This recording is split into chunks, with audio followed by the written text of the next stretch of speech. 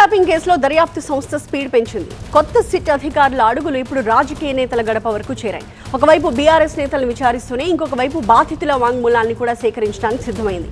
BRS మాజీ ఎమ్మెల్యేలు జైపాల్ యాదవ్, చిరుమర్తి లింగయ్యలకి నోటీసులు జారీ చేసింది సిట్. రేపు ఉదయం 11 గంటలకు తమ ముందు విచారణకు హాజరు కావాలని ఆదేశించింది.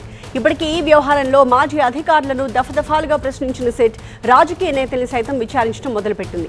మొన్న మధ్య పలువురిని సుదీర్ఘంగా ప్రశ్నించిన అధికారులు ఇప్పుడు మరో 2 బీఆర్ఎస్ మాజీ ఎమ్మెల్యేలను ప్రశ్నించడానికి రెడీ అయ్యారు. ఇంకోవైపు ఈ కేసులో సీఎం రేవంత్ రెడ్డి సోదరుడు కొండల్ రెడ్డికి కూడా సిట్ నుంచి పిలుపొచ్చింది. ప్రతిపక్ష నేతగా రేవంత్ రెడ్డి ఉన్నప్పుడు కొండల్ రెడ్డి ఫోన్ ట్యాప్ అయినట్టు గుర్తించింది. బాధితుడిగా ఆయన స్టేట్మెంట్ ని రికార్డ్ చేయడానికి గురువారం ఉదయం విచారణకి రావాలని సిట్ కోరింది. కంప్లీట్ డీటెయిల్స్ మా ప్రతినిధి విజయ్ అందిస్తారు. విజయ్, సో ఇప్పుడు సిట్ అధికారులు రాజకీయ నేతలకి వరుస పెట్టి పిలుపులు వెళ్తూ ఉన్నాయి. సో ఈ లిస్టులో ఇంకా ఎవరెవరు కనిపిస్తూ ఉన్నారు బాధితులుగా వెళ్ళి సిట్ ముందు కొన్ని వివరాలు చెప్పడానికి?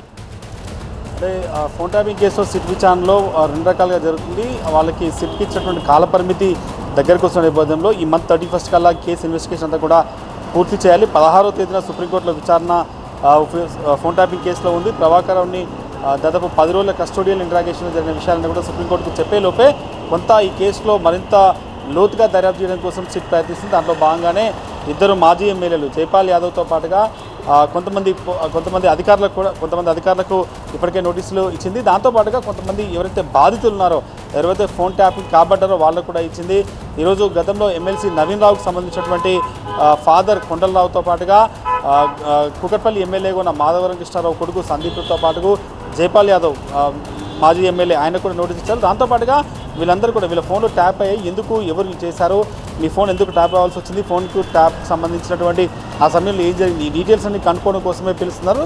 దాంట్లో భాగంగానే బాధితుల తరపున గతంలో చాలామంది పోలీస్ అధికారులు కావచ్చు, చాలామంది పొలిటీషియన్స్ అందరూ కూడా పిలిపించి అందరి చేత కూడా స్టేట్మెంట్ రికార్డ్ చేసి బాధితుల విట్నెస్గా వీళ్ళు ఏదైతే కొంతమంది ఉన్నారో వాళ్ళందరినీ కూడా స్టేట్మెంట్ రికార్డ్ చేస్తారు. దాంట్లో భాగంగానే రాష్ట్ర ముఖ్యమంత్రి రేవంత్ రెడ్డి సోదరుడు కొండల్ రెడ్డి ఆయన పేరు కూడా వచ్చింది. ఆయన ఫోన్ నెంబర్ కూడా ట్యాప్ అయింది కాబట్టి ఆయన స్టేట్మెంట్ కూడా రికార్డ్ చేయడం కోసం సెట్ ప్రయత్నిస్తుంది. ఓవరాల్గా అనేక మంది రాజకీయ నాయకులకి నోటీసులు ఇస్తూనే ఈ కేసుతో సంబంధం ఉన్నటువంటి అనేక మందిని విచారించాలన్న యోచనలో ఉంది.